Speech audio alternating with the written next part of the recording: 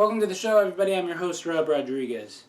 Now, if you've been online as long as most people are, you notice that when you're on Twitter, there are several types of users of the site. There are the people who go on occasion to write something, maybe share a picture. Then there's the people who just test out their material, like I will do a lot. But then there's that certain demographic of Twitter users who just write several hashtags like it's Instagram, because that's what people on Instagram do. So, how do hashtags come to be? Well, if you're not clever enough to make one up on your own, there's this thing called the trending bar, which occasionally clever and funny hashtag will be displayed as a trend. Now, pardon the innuendo I'm about to come up with here, but I like to consider the newer hashtags tweet bait. Now, you can use the hashtag, but you might want to be careful because it just started trending. Okay, enough of that. I'm going to need a minute.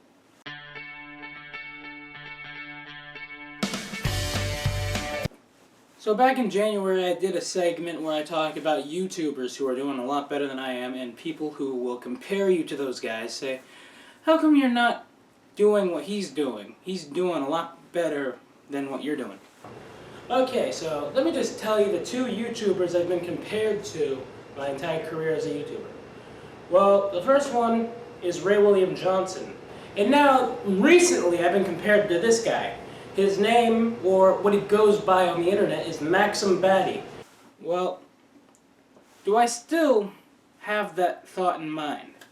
My answer is no, because just like the Jeffersons theme song, I'm moving on up. And I'm already on the East Coast, so it really doesn't make any sense to say to the East Side and finish the lyrics there. Well, speaking of hashtags, I feel like we should do an out-of-context wordplay that just builds and generates, if you will, a hashtag.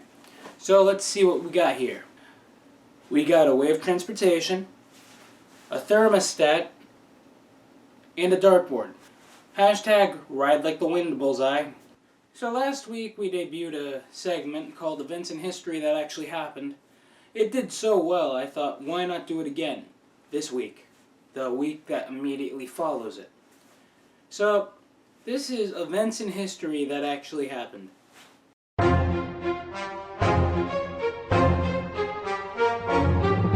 So we all know our friendly neighborhood Spider-Man.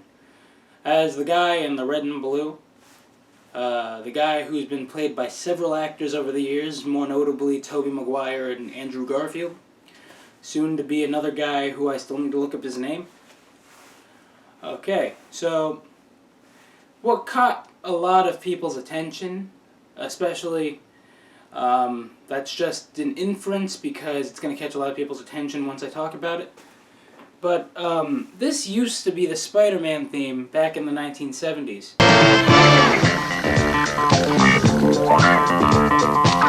Actually, little known fact, in the second movie he is actually delivering pizza. Again, pardon the innuendo. Well, anyway, that's the show for you this time. Until next time, this is Rob Rodriguez saying, see ya.